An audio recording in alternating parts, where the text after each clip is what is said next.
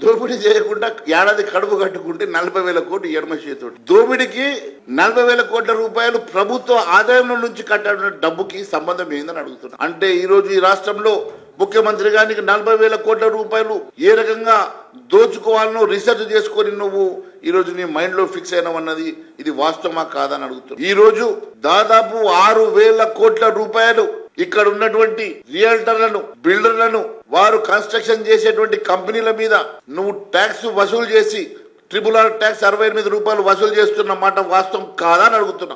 RR tax విషయంలో ఈరోజు RRR tax విషయంలో కూడా నేను చెప్తా ఉన్నాను. మొత్తం రియల్టర్లు బిల్డర్లు మల్టీనేషనల్ కంపెనీలు హైదరాబాద్ లో కాలు పెట్టడానికి కూడా వణికిపోతారు. అటువంటి రేవంత్ రెడ్డి నీవు ఇప్పటి వరకు నీవు చేసినటువంటి అవినీతి చిట్టాలు DK శివకుమార్ బాటలో నడుస్తున్నటువంటి రేవంత్ రెడ్డి గారు దీనికి సమాధానం చెప్పాలి అని అడుగుతున్నా. జీవో 50 గత ప్రభుత్వం జీవో 50 దీనికి సంబంధం లేదు.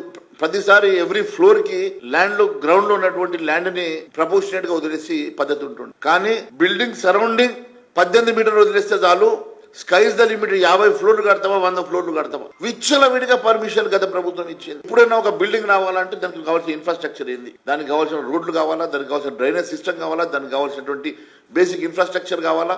ఏది లేకుండా ఏ ఇన్ఫ్రాస్ట్రక్చర్ డెవలప్ చేయకుండా కేవలం బిల్డింగ్ పర్మిషన్లు ఇచ్చేసి హైదరాబాద్ is growing ఎట్లా growing unless your infrastructure is build only because మీరు పర్మిషన్స్ ఇచ్చి బిల్డింగ్ కట్టేస్తే హైదరాబాద్ డెవలప్ కాదు. దానికి బేసిక్ ఇన్ఫ్రాస్ట్రక్చర్ కూడా మీరు చేయకుండా గత ప్రభుత్వం ORR సైడ్ ఎక్కడన్నా వెళ్ళినప్పుడు మీరు రోడ్ తీసుకోండి, కోకాపేట సైడ్ వెళ్ళినప్పుడు ఒక రోడ్ తీసుకోండి, ఎక్కడ చూస్తే అక్కడ కొన్ని మల్టీ స్టోర్ బిల్డింగ్స్ లైన్ అవపడతా ఉంటాయి. దానికి సంబంధించిన మరి రోడ్లు, దానికి సంబంధించినటువంటి డ్రైనేజ్, దానికి సంబంధించినటువంటి వాటర్ ఫెసిలిటీస్, దానికి సంబంధించినటువంటి బేసిక్ ఇన్ఫ్రాస్ట్రక్చర్స్ ఏమి ఆలోచన లేకుండా ఆ రోజు జీవో 50 ఇచ్చారు కదా. ఆ రోజు మీరు జీవో 50 ఇచ్చి సంపాదించుకుంటే ఇప్పుడు జీవో 50 క్యాన్సిల్ చేయడానికి సంపాదించడానికి ఇంకొకరు తయారవుతాడు. ఇష్టానుసారంగా మీరు కేవలం రాష్ట్రం ఏమైపోయినా, రాష్ట్రానికి ఇచ్చినటువంటి హామీలు ఏమైపోయినా, రాష్ట్రానికి సంబంధించినటువంటి డెబ్స్ ఏమైపోయినా, రాష్ట్రానికి సంబంధించినటువంటి డెవలప్మెంట్ ఆగిపోయినా సంబంధం లేదు, మాకు రావాల్సినటువంటి రెవెన్యూ R ట్యాక్సులు, RRR ట్యాక్సులు, RRR ట్యాక్సులు వస్తే చాలు అనుకునేటువంటి నాయకులు ఉన్నంతసేపు ఈ రాష్ట్రం ఈ రకంగానే